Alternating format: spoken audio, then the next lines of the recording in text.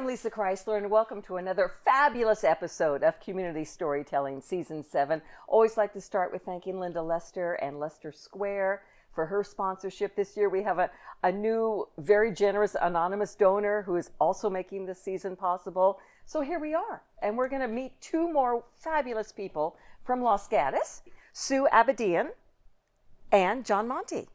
Welcome. Thank you. So they are with St. Vincent de Paul, and we all hear St. Vincent de Paul all the time. But you know what? I don't think really many of us know what it's all about, what kind of an organization it is. I know you're associated with the fabulous St. Mary's Church here in Los Gatos. What is St. Vincent de Paul Society? It's a Catholic organization that the purpose is to serve your local community, the working poor, the underemployed working poor, and the unhoused in the town of Los Gatos and some surrounds. So people are saying to themselves, really, Los Gatos and Montecito? Tell me more. It's hard to believe, but it's so true. Every week we get calls. Most of them are for rental assistance. As everyone knows, the rents are incredibly high here. So if you have a medical emergency, if you get laid off, COVID was a nightmare for people. With rents as high as they are, missing just a few weeks of work can send people just down the hole. So that's a lot of our requests are for rental assistance, utility help, and for people who live in their cars. Sometimes they need food gift cards, gas fill up, DMV registration or car repair because that's their home. And John, where does all the money come to pay for this? Well, St. Vincent de Paul is kind of internationally renowned. Sure. I think there's 800,000 members in 150 countries. I think in the U.S. there's 90,000 full members and another 1.5 million volunteers. And so the organization has considerable reach. Now for our conference, we basically depend on the generosity of people we know and members at our church. So for example, when people donate to the Poor Box at St. Mary's, that's where some of our, major source of our funding comes from during the year. We do have a fundraising campaign every November, around Thanksgiving when people are in a more giving mood, and we can raise as much as, half of the total funds we use during the year at that time. Now, are most of the recipients from St. Mary's? I always wonder, how do people know to go to St. Vincent de Paul to get help? It's amazing. We get referrals from even a large organization like West Valley Community Service, which has got deeper pockets. Great organization. So great. But they sometimes run out of funds for rental assistance and things. They have pots, and when their pots get low, if they know we cover the area of the need, they refer them to us. But I think it's just word of mouth. People might just Google charitable assistance in Los Gatos, and St. Vincent de Paul comes up. And thank goodness it does. Yeah. Because it sounds like you do so much. How many people do you think you help a month? And are they the same people? Well, we don't often get the same people. We get anywhere from a slow week would be 2 calls a week up to 5 or 6 calls a week. So it could be 25 a month, usually for rental assistance, like I said. And are they calling the church, or are they calling, do you have your own phone number, your own office? They're calling our assistance line through the church. That's the bulk of how we get reached. But people sometimes show up at the church and know who we are, and we look for us. Especially the unhoused residents of our town, they kind of know who we are, and they'll come to a mass, or they are attending mass actually, and they see us after mass. I love that story. That's just so nice to hear. Yeah. You'll see them. I walk a lot through town, and Sure. Once in a while you'll see somebody who you can tell is unhoused, and they just want to get a smile from you, to be honest with you. I mean, I'm so glad that they have a place to go where they have friends. Everyone's welcome. They're making friends. I think you're also involved with St. Luke's Pantry. Am I right? We are. Jo Greiner, the amazing Jo Greiner, and her whole team, they've been doing this for 25, 26 years. They run a Tuesday pantry. Tuesday morning we'll assist them sometimes, or we exchange information. Can you help this person? Can you help that person? But we help them with sleeping bags sometimes if they're low, because we do sleeping bags. We'll do tents. We do socks. We assist each other. And we have a really close relationship with them. Same with the Los Gatos United Methodist Church. Marna Taylor and her great group, they run a shower ministry on Tuesdays for the unhoused.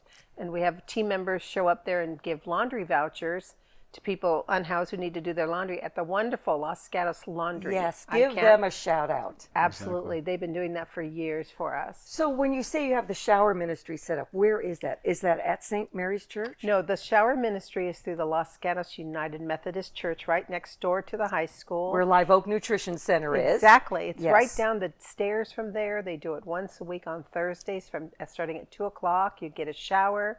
You get socks, clothing if you need it. You get a meal. So amazing. So I'm guessing you two are very busy. What makes you do this? What makes you volunteer the way you do? I think it's part of our ministry is friendship and gospel values and supporting each other. And part of that is reaching out to the community.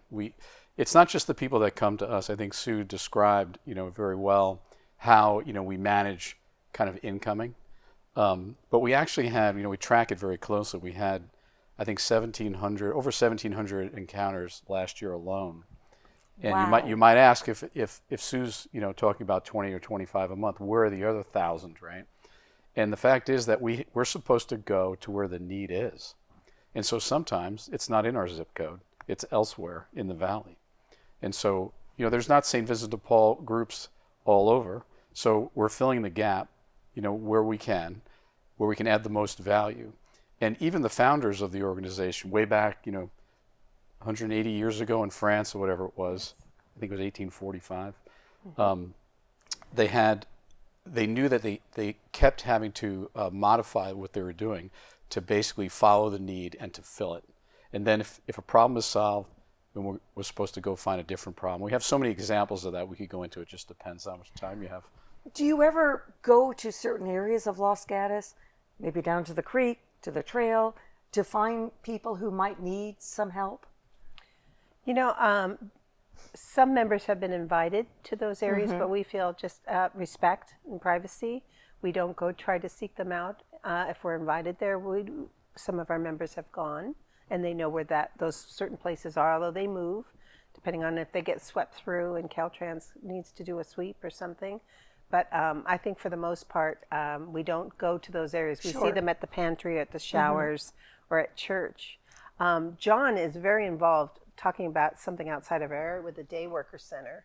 If you have a moment, if you could just... Absolutely. Yeah, so there's an organization in San Jose called Connection for Community. It's at 749 Story Road, like right across from Happy Hollow Zoo. East San Jose, yeah. Yeah, and basically we've been helping them because they might have 30 or 40 people looking for work there every day. And a lot of times those people have nothing to eat, or I think 70% of them sleep on the street, basically. And so we have a series of programs that we go through all during the year to try to help these people out. And we really like it as Catholic Christians because it's not just a handout, it's a hand up. Like you're teaching these people how to fish. You're not giving them the fish. I like that. You're teaching them how to fish, and that's what we really enjoy about it.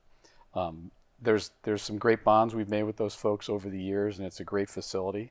And I'd really love people to support it. Connection to Community. It's the Day Worker Center there. Connection to Community. Is it a website they can go to and?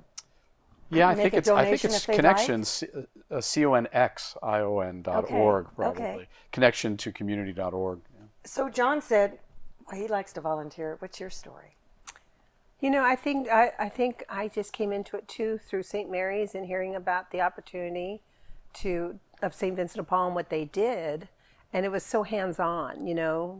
Most people get unsatisfied just writing a check or dropping into the donation basket. You want to kind of meet people. Sure. It's meeting people. It's meeting people in your community. It's not fellowship. It's not I'm here to help you.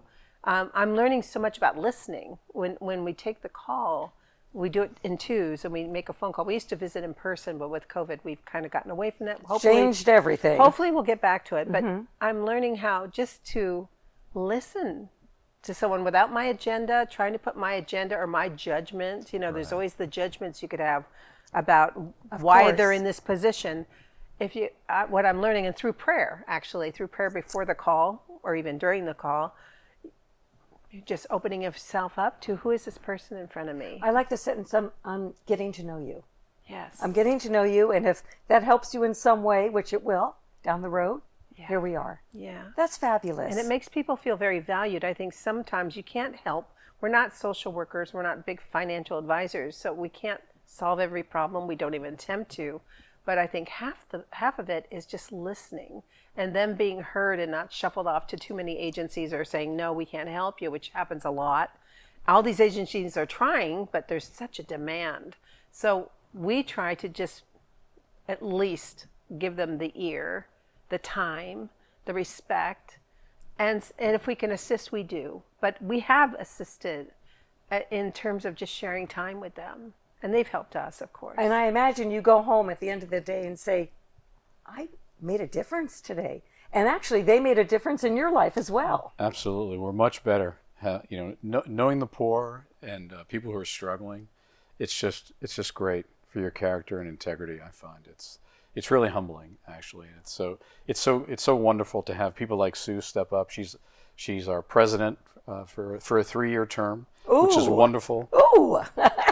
Maybe she's the first female president. I think I so. like that even better. In 60 years at our little organization. Really? Yeah, and she's really stepped it up. Let me tell you, there's been a whole bunch of new recruits that have joined recently, and we had to get a bigger room because we couldn't fit in our Because of conference room. Sue. No. Because of Sue, because you're To a so large friendly and you extent. got the smile. And I've enjoyed our group. It's such a warm group.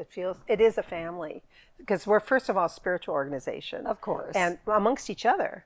Yeah. Otherwise, you need to be fed, or how do you go out and feed? And we just care so much for each other, and we meet once a month, and we just have a great time. so how can we thank you? What do you need from us?